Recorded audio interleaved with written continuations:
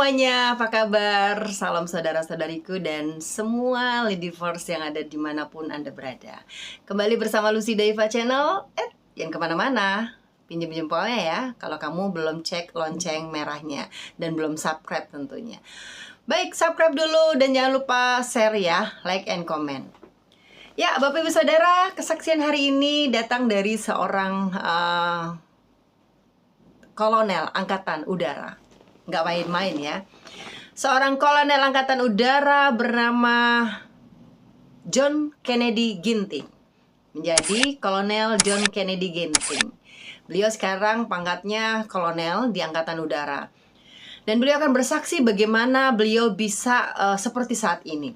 Sedikit dari saya. Dan dahsyatnya buat saya adalah pada saat beliau sudah naik di atas, beliau tetap rendah hati dan bekerja buat Tuhan. Ini yang luar biasa. Jadi sampai saat ini beliau concern, walaupun beliau ada di Angkatan Udara, beliau tetap melayani di balik layar. Di gereja beliau melayani, dan kemarin waktu acara kami pelayanan di Jawa Tengah, beliau juga ikut datang. Untuk itu beliau bersaksi. Nah, Bapak Kolonel Ginting ini mempunyai kesaksian yang luar biasa. Beliau ini bukan dari keluarga punya.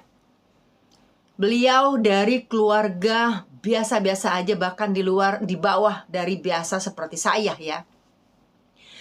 Untuk menjadi seorang untuk menjadi seorang kolonel, rasanya kalau dia ingat dulu mungkin tidak mungkin. Bahkan untuk sekolahnya saja menurut beliau waktu itu sangatlah tidak mungkin.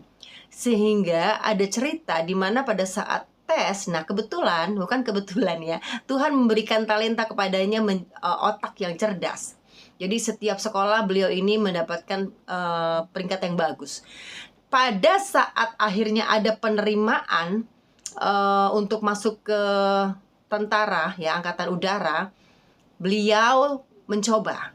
Berkali-kali dia mencoba, dan akhirnya ada beberapa masa di mana dia tidak lulus dikatakan, tapi akhirnya jadi lulus. Nah, ini luar biasanya.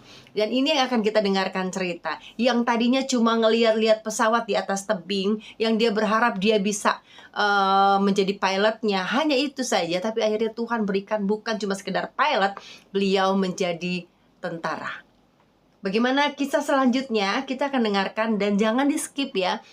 Dengarkan detail demi detailnya. Dan saat kesaksian ini hujan besar sekali, tapi saya percaya pakai headset Anda. Terima kasih Tuhan atas rancang indahmu yang tidak pernah gagal dalam kehidupan kami. Terima kasih atas begitu banyak hal baik, begitu banyak berkat, begitu banyak kemurahan yang menghadirkan dalam kehidupan kami hingga saat ini. Tuhan, sesaat lagi izinkan kami untuk menyaksikan kebenaran firman-Mu. Berbicaralah Tuhan, berfirmanlah, hadirlah di tempat ini, berkuasa. Gak sampai 300-an meter, tingginya cuma 6 meteran dari tanah ya, di Amerika sana. Senang banget mereka, karena inilah untuk pertama kalinya manusia bisa mengangkat benda berat yang lebih berat dari udara, dikendalikan dan bisa mendarat. Biasanya Pak udah bisa terbang, nggak bisa dikendalikan, mendaratnya ya karena jatuh. Nggak bisa turun ya. Karena nggak bisa dikendalikan. Ini untuk pertama kalinya pendaratan itu bisa dikendalikan. Di atas itu pesawatnya bisa dimiring-miringin. Nah, singkat cerita, urai bersaudara ini, 2 orang ini senang banget. Akhirnya mereka kirim berita lewat Telegram, bukan Telegram aplikasi ya. Karena waktu itu belum ada handphone, belum ada aplikasi Telegram, WhatsApp segala macam. Telegram yang pakai apa itu ya, petak gitu. Mereka kirim telekomunikasi Telegram ke adiknya. Mereka punya adik perempuan, namanya Catherine. Mereka bilang begini, Dek, kami berhasil menerbangkan pesawat, dan kami berhasil mendaratkan pesawat itu dengan selamat. Walaupun waktu itu Pak Selamat gak ikut. Tapi kami berhasil mendapatkan yang sama. Dan kami akan pulang, kami akan di rumah pada saat Natal nanti. Ingat itu tanggal 17 Desember ya? Yes. 1903, artinya 8 hari lagi Natal. Yes. Udah nih, wah Catherine-nya juga senang banget mendapat berita itu dari abang-abangnya. Terus Catherine ini punya teman yang bekerja di sebuah media cetak lokal Pak, di sebuah koran lokal. Datang dari sana, aku punya berita bagus nih.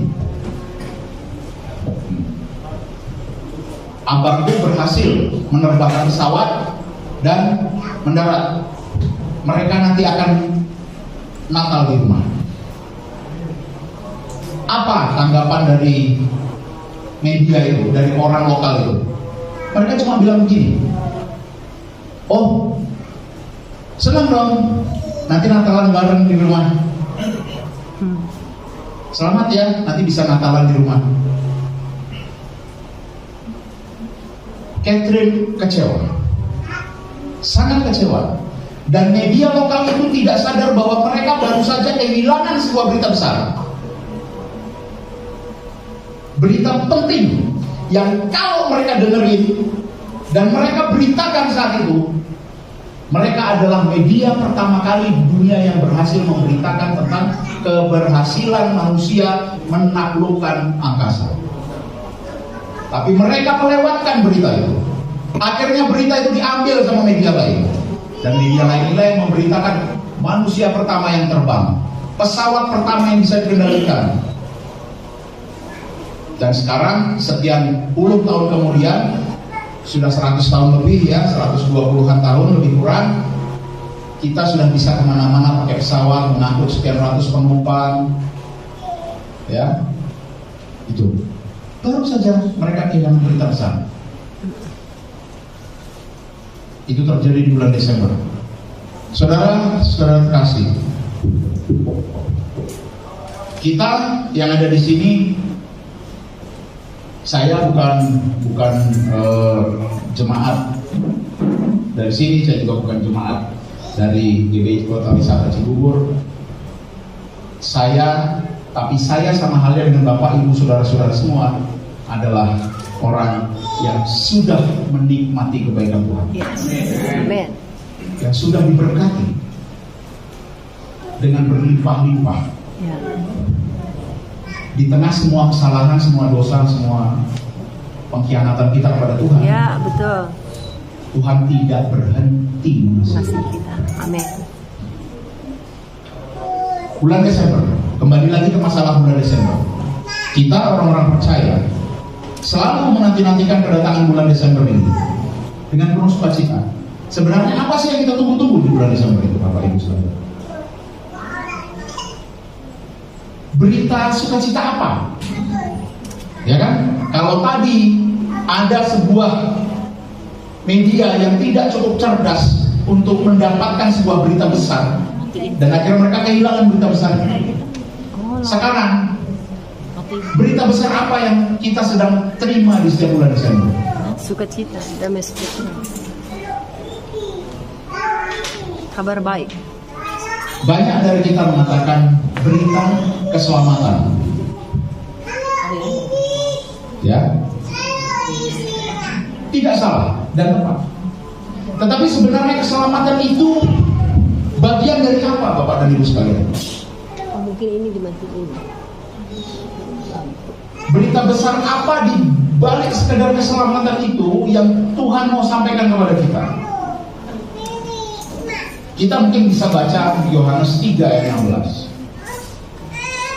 Kalau Bapak Ibu yang membawa Alkitab, baik Alkitab cetak maupun elektronik, silakan buka Yohanes 3 ayat 16. Ini ayatnya sudah sangat familiar sekali dengan siapapun kita ya. Saya bacakan. Karena begitu besar kasih Allah akan dunia ini, sehingga Ia telah mengaruniakan anaknya yang tunggal, supaya setiap orang yang percaya kepadanya tidak binasa, melainkan beroleh hidup yang kekal. Jadi sebenarnya berita besar yang kita nantikan setiap bulan Desember, yang mau Tuhan kasih sama kita, itu berita apa, Bapak-Bapak sekalian? Hidup. Berita tentang kasih setia Tuhan. Karena Tuhan sangat mengasihi kita, Dia memberikan yang terbaik yang Dia bisa kasih. Siapa? Dirinya Atau sendiri. berupa apa? Dirinya sendiri. Dia memberikan dirinya sendiri, mewujudkan dirinya dalam bentuk Manusia. manusia, lahir ke bumi, besar, yang kemudian di ujung hidupnya disiksa, dihina, dipermalukan, sampai mati di Kayu kayu salib. salib. Dia menanggung seluruh dunia di pundaknya. Ya. Seluruh dunia yang sudah demikian kotor, demikian cacat, demikian bercelah, hampir binasa, Dia tanggung dalam dirinya sendiri. Dan Dia mati disejajarkan dengan para Perampok. penjahat, para kriminal.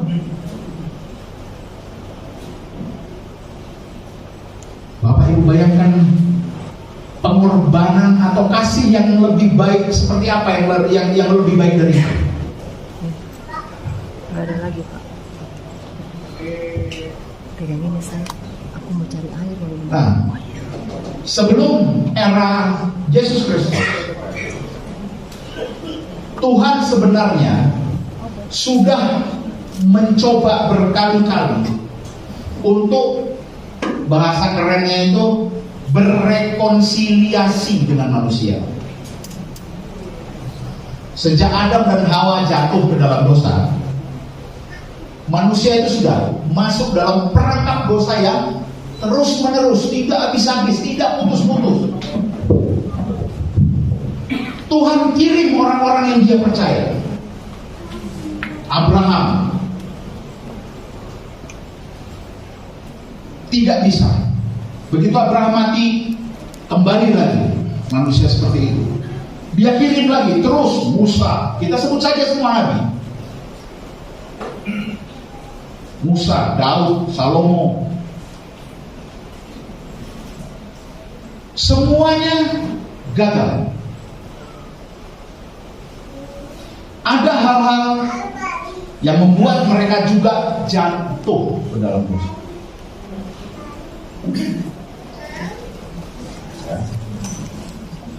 Abraham, dia tidak mau mengakui istrinya di depan geram. Daud, dia mengambil istri anak buah.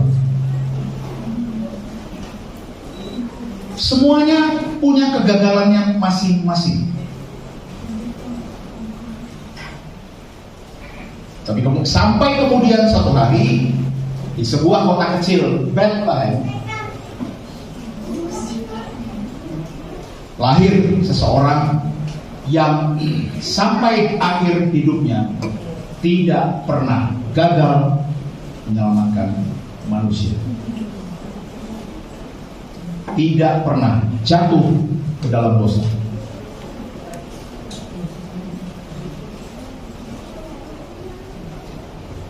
Kita patut berterima kasih kepada Kaisar Agustus, ya, karena waktu itu Kaisar Agustus kalau nggak iseng nyuruh semua orang kembali ke kampung halaman masing-masing untuk disensus, ya mungkin kita tidak akan pernah mendengar cerita hebat tentang kelahiran Yesus. Di sebuah kota kecil, lahir di kandang domba, di palungan.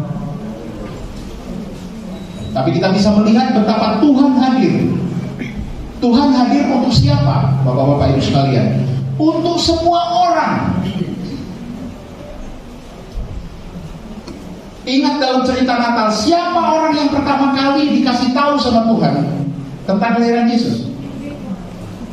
Siapa? Pejabat negara, pejabat kerajaan, pengurus tempat ibadah atau pengurus bait Allah, bupati, wali kota, gembala, Pak. Orang-orang yang kelompok yang minoritas, kelompok yang nggak dianggap gembala waktu itu di Israel tidak punya hak politik, Pak. Mereka nggak bisa milih bupati, milih wali kota. Gembala nggak punya hak waktu itu. Mereka kaum minoritas, kaum rendah, kaum marginal. Tapi kepada orang-orang seperti itulah Tuhan menunjukkan, Tuhan mengatakan berita sukacita itu pertama kali.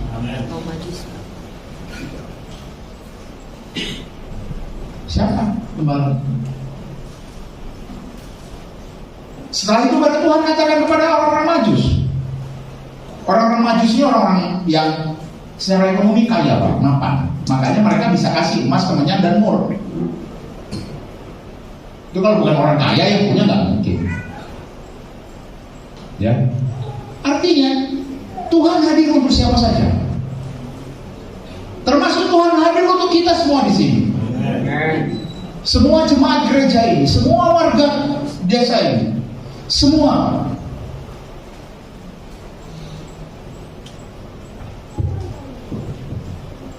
Waktu itu bangsa Israel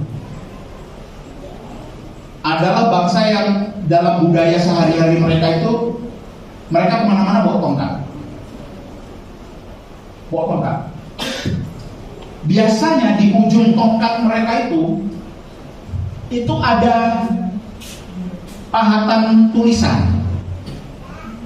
Waktu itu belum ada kertas ya, papirus sudah dari kulit kayu biasanya. Itulah cikal bakal kertas, makanya kertas itu dibilang paper ya, karena dari papirus.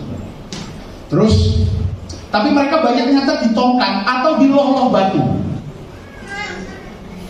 Di simpangan-simpangan jalan ada loh-loh batu, ada tulisan sesuatu di situ. Musa juga ketika menerima 10 hukum Tuhan, juga mencatatkannya di 2 loh batu. Tuhan meminta Musa mencatatkan di loh batu. Karena memang seperti itu budaya orang Israel pada saat itu. Belum ada kertas, apalagi handphone. Ya, belum ada. Jadi, kalau kita lihat di Habakuk 2 ayat 2, di kitab Perjanjian Lama, Habakuk 2 ayat 2 mengatakan begini. Lalu Tuhan menjawab aku demikian, tuliskanlah penglihatan itu dan ukirkanlah itu pada loh-loh batu, supaya orang sambil lalu dapat membacanya. Yang mereka tulis di situ apa sih sebenarnya? Yang mereka tulis di situ adalah kebaikan-kebaikan Tuhan. Ingat, bangsa Israel adalah bangsa yang sebenarnya sangat merasakan, dalam sejarah kehidupan manusia sangat merasakan kehadiran Tuhan. Seharusnya kalau mereka waktu itu ya, sebelum kelahiran Yesus, cukup bijak untuk menangkap itu. Mereka keluar dari perbudakan Mesir, mereka melewati Laut Merah. Mereka mengalahkan orang-orang Amalek, mereka mengalahkan bangsa Filistin, yang secara ekonomi, secara sosial, secara militer lebih kuat.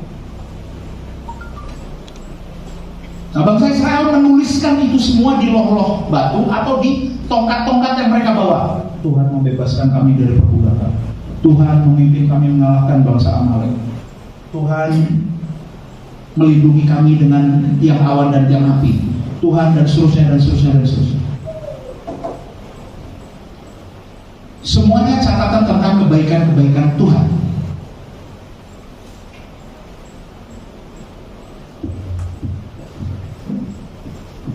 Mengapa bagi bangsa Israel catatan-catatan itu penting? Mereka menganggap catatan-catatan itu penting supaya apa? Supaya ketika mereka berhadapan dengan satu tantangan baru, mereka berhadapan dengan satu cobaan baru, mereka ingat, mereka bisa lihat catatan itu. Oh, kemarin, oh sekian tahun lalu, oh sekian puluh tahun lalu, Tuhan pernah menolong saya, Tuhan pernah menolong kami. Kalau Tuhan bisa melakukan itu di masa-masa yang lalu, maka Tuhan pun bisa melakukan itu saat ini. Amen. Itulah sebabnya bangsa Israel menganggap catatan itu penting buat nyemangatin mereka, Bapak Ibu sekalian, buat membangkitkan lagi gairah mereka, keberanian mereka. Oh, kemarin Tuhan ini kok waktu kita gelap, Tuhan membuat tiang api sehingga jalan kita terang. Kita tinggal ngikutin aja tiang api itu. Ketika mereka berjalan keluar dari perbudakan di Mesir menuju tanah perjanjian, 40 tahun di padang gurun. Tuhan waktu itu kita kelaparan, nggak ada makanan apa-apa. Tiba-tiba Tuhan kasih yang namanya mana, ya. Tuhan kasih. Ketika panas, terik, Tuhan bikin tiang awan sehingga teduh. Di bawah bayang-bayang awan itulah bangsa Israel berjalan. Oh, kemarin Tuhan tolong kita, kok Tuhan masih tolong kita lagi saat ini. Tuhan pasti ada lagi saat ini. Itulah gunanya catatan-catatan itu, Bapak Ibu sekalian.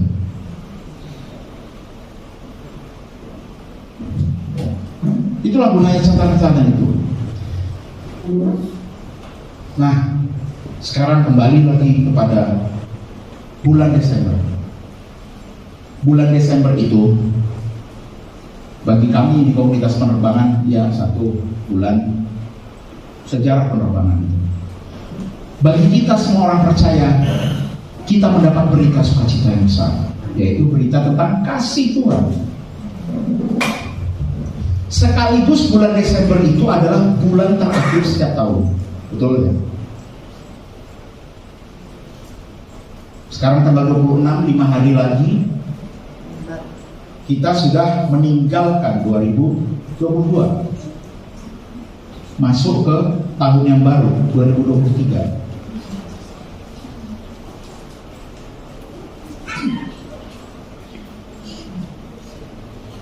Mungkin kita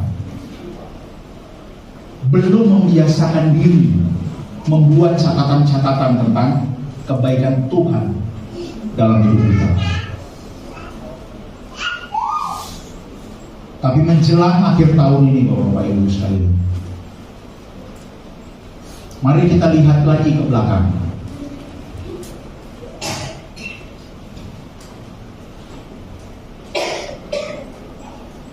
Bagaimana Tuhan bekerja dalam hidup saudara dan saya. Bagaimana Tuhan hadir dengan cara yang tidak pernah terbayang oleh pikiran kita, yang tidak pernah terlihat oleh mata kita, yang tidak pernah terdengar oleh telinga kita. Di area-area yang gelap itulah Tuhan bekerja. Atas kasih dan penyertaan Tuhan, Bapak Ibu sekalian, Tuhan mengizinkan saya untuk melalui sebuah perjalanan yang nggak mudah-mudah amat, bahkan tidak mudah, bukan nggak mudah-mudah amat. Saya lahir di Semarang. Waktu saya lahir, kondisi ekonomi keluarga kami sangat bagus.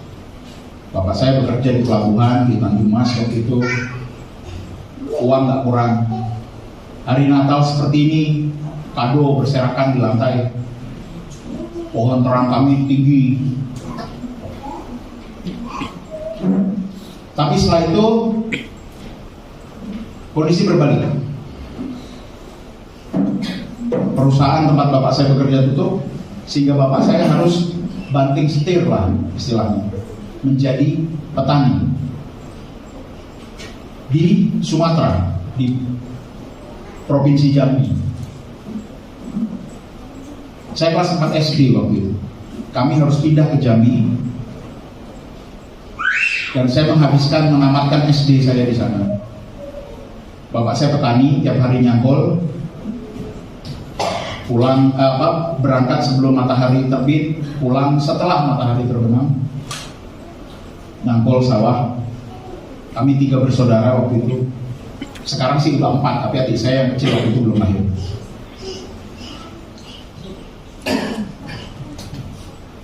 Lulus SD, saya masuk SMP. Rumah kami di tengah hutan. Betul-betul di tengah hutan. Jadi ketika saya bilang di tengah hutan, saya tidak melebih-lebihkan bahwa itu sekali. Rumah saya betul-betul dikelilingi oleh hutan. Jadi namanya suara monyet atau kerang gitu ya, ular, babi hutan, terenggiling, landak, biawak, itulah teman-teman saya sehari-hari. Kalau kami berangkat sekolah, kami selalu ya, saya udah biasa Bapak Ibu sekalian lihat namanya monyet gitu ya. Ini saya bukan sedang marah ya, ini monyet binatang beneran, bukan karena saya lagi gitu. Duduk ya bergerombol gitu pinggir jalan mainin biji karet, gigit-gigitin, dia kira itu makanan, digigitin keras, buang. Nanti diambil lagi yang lain gitu, yang sama gitu. Itu pemandangan sehari-hari kami ketika berangkat dan pulang sekolah, saya dan adik saya. Singkat cerita, sampai dengan kira-kira 2 bulan lagi sebelum lulus SMP, waktu itu mungkin beberapa Bapak Ibu di sini ada yang masih, kita dulu ujiannya namanya EBTANAS ya, evaluasi belajar tahap akhir nasional. Itu kira-kira sampai sebulan 2 bulan sebelum EBTANAS lah, saya belum tahu apakah saya bisa melanjutkan SMA atau tidak. Karena kondisi orang tua kami tidak mungkin, Pak. Bapak saya kalau petani, adik saya masih 2 orang yang juga perlu sekolah. Sehingga waktu itu saya sudah menyiapkan diri saya, oh ya sudah, saya mungkin nggak sekolah, saya berhenti di SMP. Saya sudah siap-siap untuk kerja, ya mungkin bantu bapak saya, atau mungkin saya cari kerjaan di toko mana gitu sama siapa gitu, bantu-bantu atau kerja di bengkel atau apapun lah. Karena saya masih punya 2 adik lagi.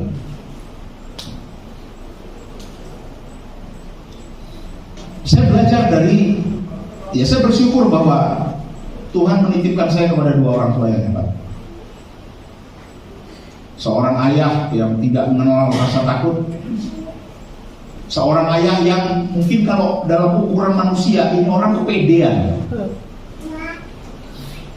Dalam kondisi yang seperti itu, untuk sekedar makan 3 kali sehari saja kami harus susah payah.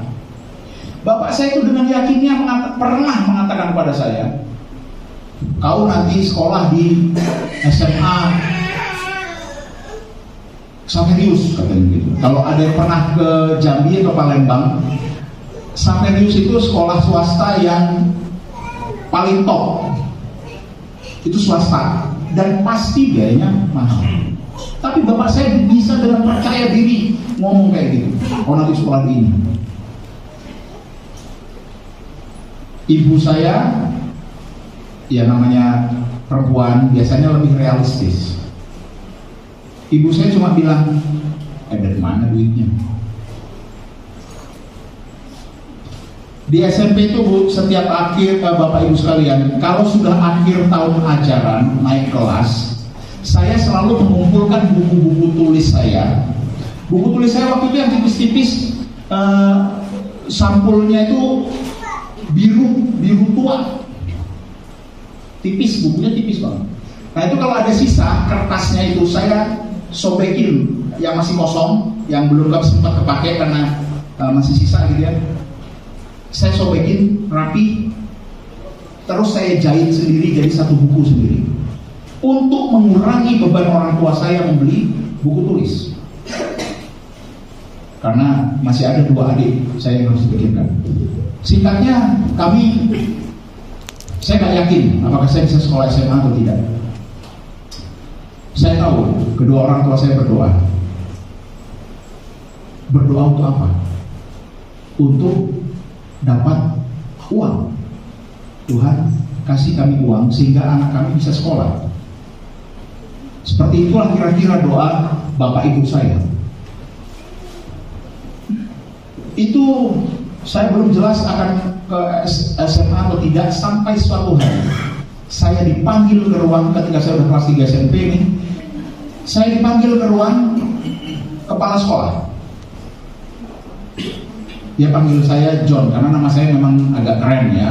Walaupun orang tua saya kayak gitu, tapi dia kasih nama anaknya keren, John Kennedy, nama saya itu asli. John, kau mau nggak sekolah ini? Karena kebetulan waktu SMP Tuhan kasih saya isi kepala yang rada-rada encer lah gitu dibandingkan yang lain. Jadi saya nggak pernah Pak ngerasain ranking 2, ranking 3, belum pernah sama sekali. Karena saya selalu ranking 1. Dari kelas 1 SMP. Saya lulus SD, NEM saya tertinggi se-Kabupaten Batanghari. Saya pernah mendengar dalam satu doanya di satu malam, ayah saya menangisi itu semua. Menangisi seorang anak yang menurutnya harusnya dapat sekolah yang bagus, tapi terancam tidak bisa lanjut sekolah. Suatu hari kembali tadi, saya dipanggil sama kepala sekolah saya, kamu mau nggak sekolah ini? Beliau tunjukkan kepada saya brosur sebuah sekolah baru, yang baru dibentuk, yang baru dibikin, baru didirikan tahun 1990, Bapak Ibu sekalian. Itu kira-kira ya sebulan lah sebelum panas itu. Oh, ini gratis ya Pak? Iya gratis. Oh kalau gratis saya mau Pak. Saya balik ke rumah. Saya kasih tahu bapak ibu saya, ini ada sekolah. Saya bilangnya waktu itu sekolah angkatan darat, karena saya nggak tahu ini hijau semua gitu ya. Sekolah itu bernama SMA Taruna Nusantara. Lokasinya di Magelang, nggak jauh dari sini. Oh ya udah, yang kalau gratis, kau ikut aja coba. Ikutlah saya. Tes SMA Taruna Nusantara. Waktu itu kami tinggal di Provinsi Jambi. Waktu itu kita masih 27 Pak, Bu, provinsinya. Timur masih ikut. Jambi itu dapat kuota untuk SMA Taruna Nusantara itu cuma 3 orang. Pendaftarnya ada 350-an. 350 lebih. Kuotanya hanya 3. Saya ikut tes. Macam-macam tesnya. Singkat cerita, saya ranking 4.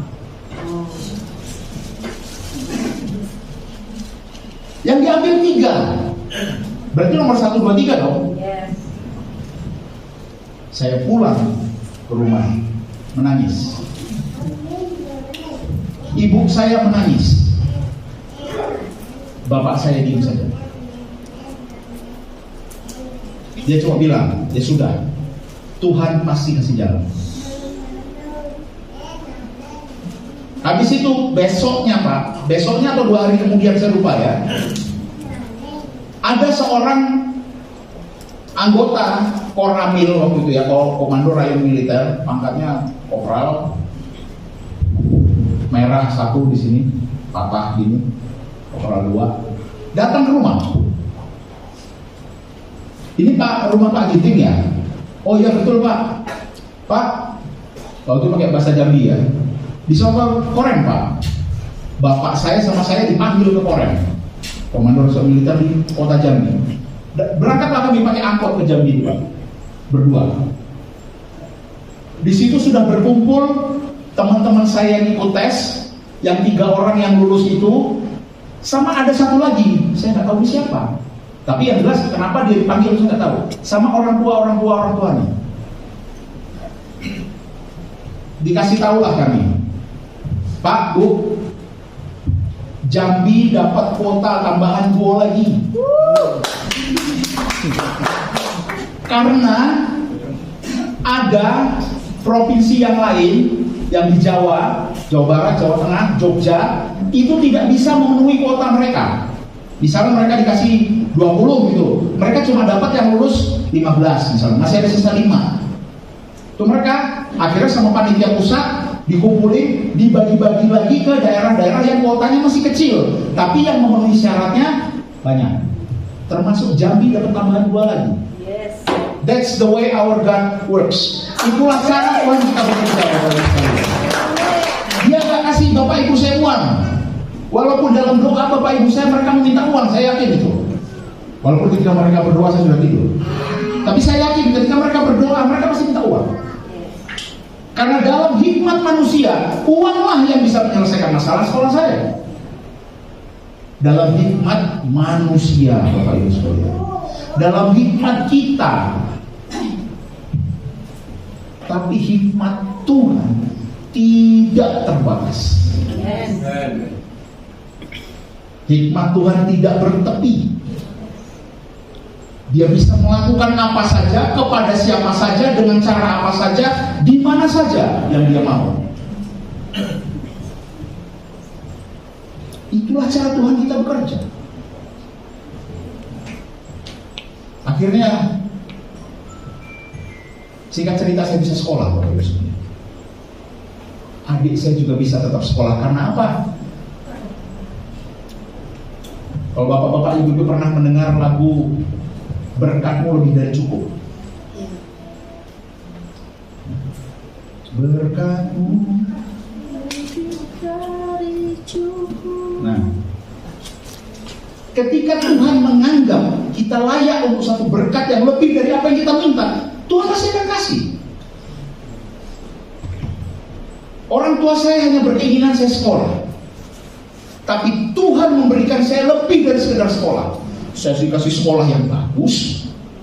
Waktu itu masih termasuk yang paling bagus di Indonesia ya waktu itu. Bagus, fasilitas lengkap, nggak bayar pula. Semua dikasih, seragam dikasih, buku dikasih, perlengkapan sekolah dikasih. Di asrama makan 3 kali sehari. Dapat uang saku. Waktu itu uang saku saya 17.000.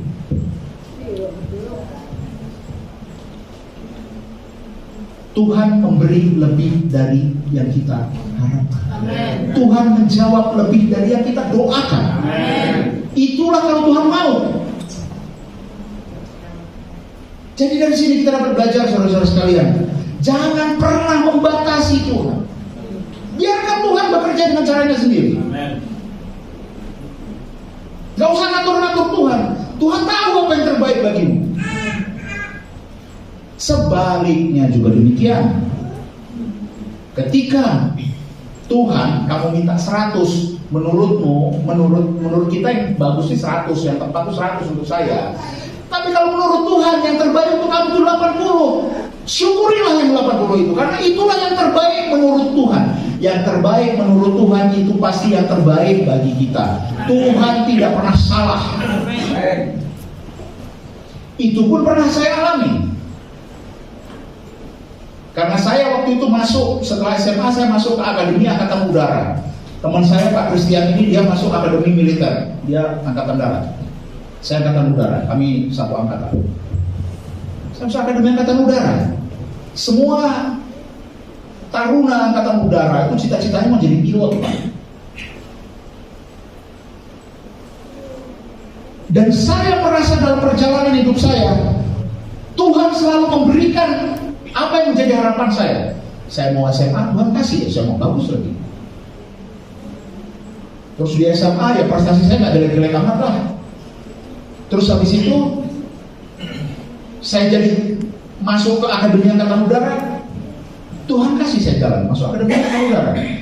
Jadi waktu itu Pak saya percaya nanti di seleksi pilot saya pasti lulus juga.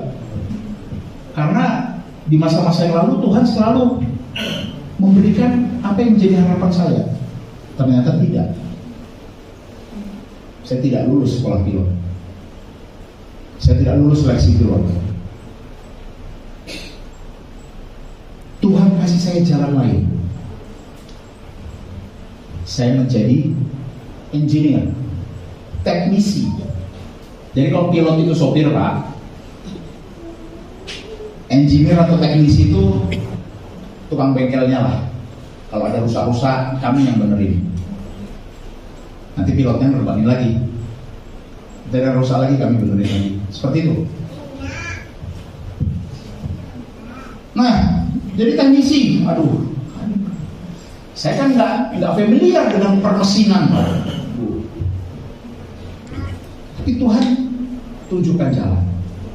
Habis itu, kalau di angkatan udara itu, Pak, pilot teknisi itu ada jurusan-jurusannya lagi. Ada kecabangan-cabangannya lagi. Ada yang ngurusin pesawat tempur, ada yang pesawat transport, ada yang pesawat helikopter. Tuhan kasih saya teknisi helikopter. Ustaz, helikopter terbangnya rendah, habis itu kecepatannya juga rendah. Helikopter itu komunitas marginal, Pak, yang ada mudah.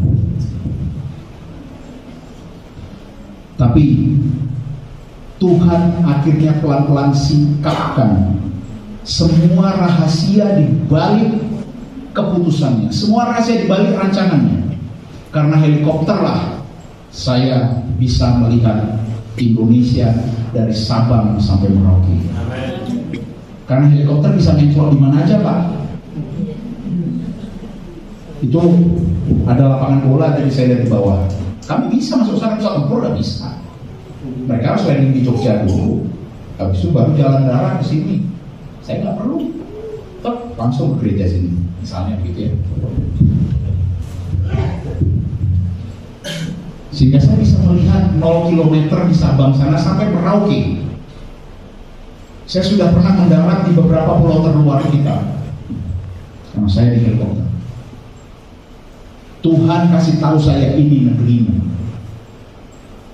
yang harus kamu bela, kamu jaga, kamu pelihara.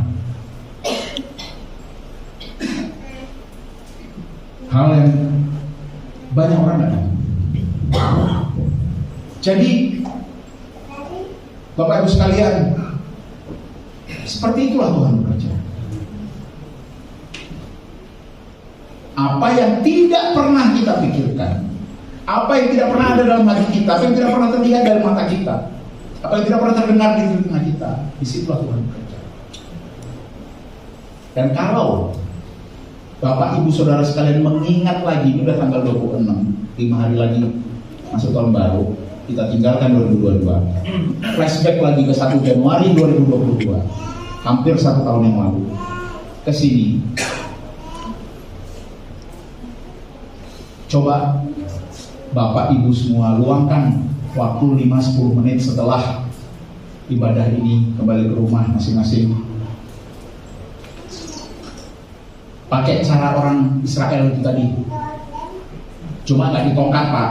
Kalau ditongkat, bolpen kita patah semua nanti.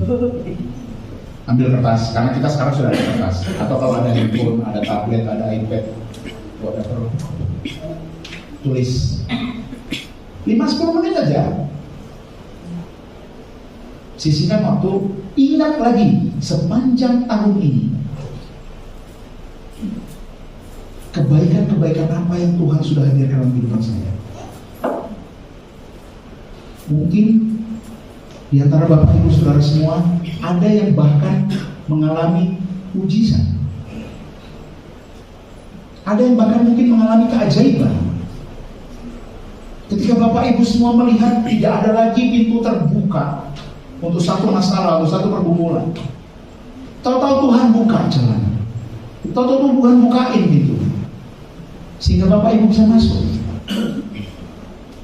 Ketika waktu itu semua jalan udah kelihatan buntu, tahu-tahu ada, entah siapa datang, oh Pak, Bu, saya gini-gini, yang akhirnya masalah Bapak Ibu selesai.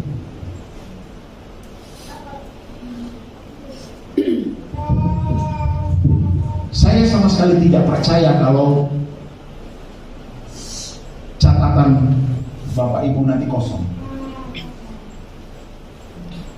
Tidak mungkin.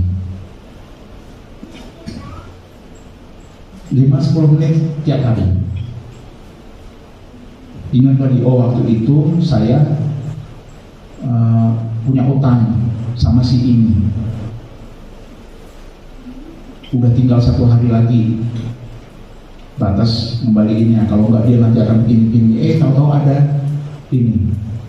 Waktu itu saya gini, saya ngurus ini nggak bisa. Tahu-tahu saya kenal sama bapak ini, terus saya dibantu untuk ngurus ini.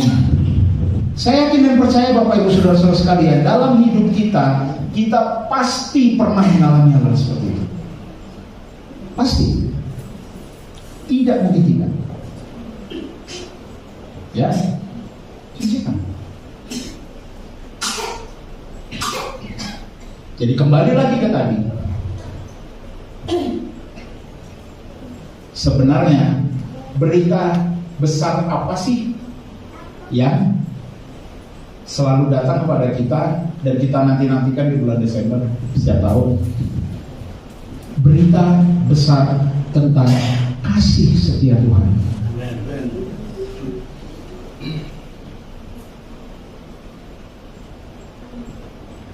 Saya yakin dan percaya banyak sekali pergumulan yang ada dalam jemaat di tempat ini. Apakah itu pergumulan-pergumulan yang sifatnya pribadi, perorangan, individual, atau pergumulan sebagai sebuah kelompok, pergumulan sebagai sebuah persekutuan, pergumulan sebagai sebuah kelompok jemaat di tempat yang seperti ini, jauh dari pusat keramaian, di wilayah yang didominasi oleh keyakinan lain. Saya tidak percaya, saya tahu apa yang Bapak Ibu Saudara sekalian alami adalah sesuatu yang tidak mudah. Tapi percayalah Bapak dan Ibu semua, Tuhan yang sama, Tuhan yang telah melakukan ribuan bahkan jutaan kebaikan kepada bangsa Israel di masa yang lalu, Tuhan yang sudah melakukan ribuan bahkan jutaan kebaikan ke dalam hidup saya, akan melakukan kebaikan-kebaikan itu atas kehidupan Bapak Ibu Saudara semua. Tuhan yang sama,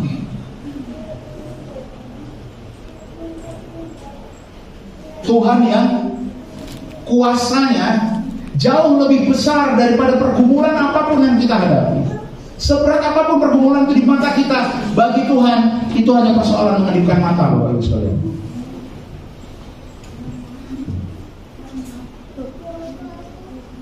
Ya. Itu persoalan kecil. Jadi ketika mungkin saya kembali lagi cerita tadi itu, ketika bapak saya minta uang dalam doanya, Tuhan kasih saya uang supaya anak saya bisa sekolah. Sebentar lagi udah mau selesai dia. Sebentar lagi harus daftar. Belum tahu saya mau daftarin dia ke SMA mana karena saya belum punya uang.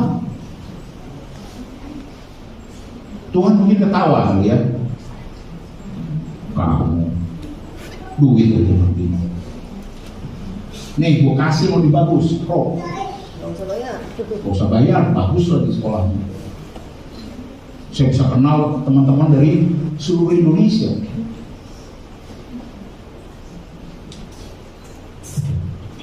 Ya.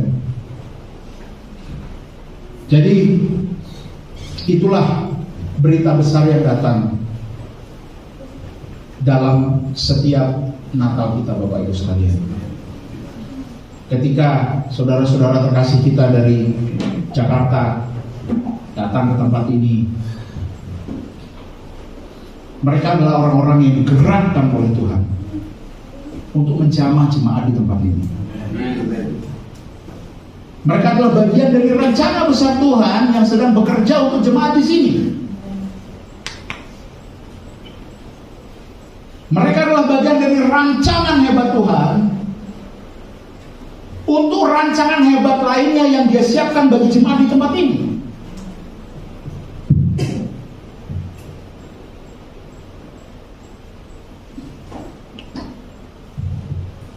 Dan ingat lagi, kalau di masa-masa yang lalu Tuhan pernah baik, pernah menolong, pernah bekerja, untuk saudara-saudara sekalian, bahkan mungkin pernah melakukan mujizat keajaiban dalam kehidupan saudara sekalian, maka hari ini pun apapun yang menjadi pergumulan dan apapun yang menjadi masalahmu, Tuhan yang sama akan bekerja lagi dengan caranya sendiri. Jangan pernah meragukan Tuhan. Two simple words, dua kata-kata sederhana, percaya saja. Percaya saja. Apapun itu, pergumulan ekonomi, keuangan, pergumulan masalah kesehatan, pergumulan masalah-masalah sosial di keluarga, dengan tetangga, dengan teman kantor, dengan teman-teman di sekolah, apapun, nyatakan semua itu dalam doa dan percaya saja.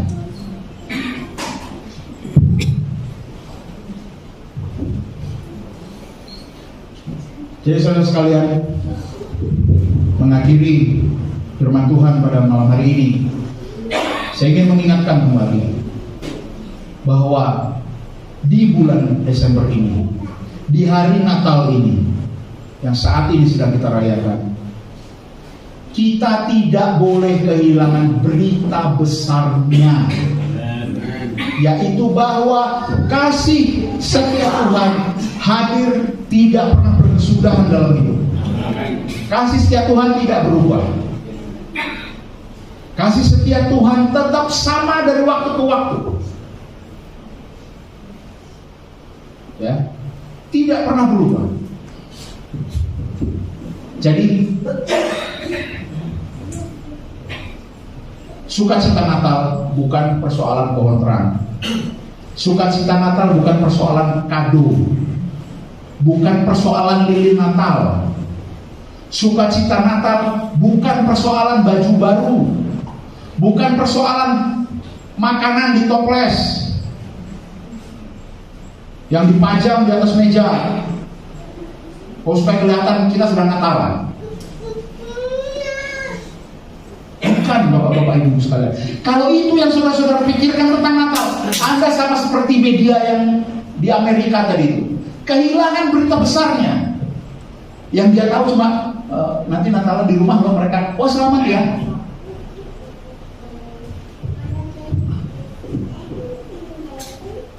Jangan kehilangan berita besar tentang Natal dan jangan sampai ini juga rusak, ya mohon maaf. Jangan kehilangan berita besarnya. Karena kita fokus melihat pohon Natal, karena kita fokus bikin kue, karena kita fokus cari baju baru, karena kita fokus untuk nyiapin ini, nyiapin kado, kasih teman-teman, kasih ke anak, kita lupa berita besarnya. Ingat bapak-bapak ibu sekalian, Natal bukan soal itu semua. Ya, ingat. Gembala-gembala waktu itu gak nyalain pohon terang kok. Waktu dia dapat berita pertama kali dari malaikat Tuhan datang. Ya, dia juga gak beli baju baru. Dia juga gak bikin kue. Orang dia lagi gembalain domba, malu-malu jagain domba. Jadi jangan kehilangan berita besarnya. Ya, ingat berita besarnya. Tangkap berita besarnya, yaitu di setiap Natal ini kasih Tuhan itu Tuhan nyatakan, kasih Tuhan itu Tuhan tunjukkan, kasih Tuhan itu Tuhan berikan. Dengan apa? Dengan cara menghadirkan satu-satunya anak yang dia kasih menjadi sama dengan manusia untuk menanggung dan menebus semua dosa manusia. Karena begitu besar kasih Tuhan akan dunia ini, sehingga dia telah menaruhkan anaknya tunggal, supaya siapapun yang percaya kepadanya tidak binasa. Ingat itu. Saking sayangnya Tuhan sama kita, dia berikan yang terbaik sama kita, supaya kita selamat, supaya kita tidak binasa, melainkan beroleh hidup. Jangan kehilangan berita besar itu Bapak Ibu sekalian. Dan kalau saudara-saudara semua tidak kehilangan berita besar itu, berhasil menangkap berita besar itu, maka apapun yang menjadi pergumulanmu saat ini, kamu akan tetap percaya bahwa Tuhan ada bersama kita. Tuhan bekerja untuk setiap permasalahan kita, walaupun kita nggak bisa lihat. Walaupun mungkin sekarang kita merasa Tuhan tidak melakukan apa-apa, Tuhan diam. Tapi Tuhan nggak pernah diam, Pak. Tuhan bekerja dengan caranya sendiri. Dan nanti suatu hari ketika kita percaya saja, Tuhan akan tunjukkan, ini loh yang saya lakukan untuk kamu. Selamat Natal, Bapak, Ibu, Saudara terkasih. Amin. Kasih Tuhan yang tidak pernah habis dan tidak pernah berubah itu hadir bersama Bapak Ibu semua di Natal yang penuh sukacita dan damai sejahtera ini. Sekali lagi, selamat Natal. Tuhan berkati.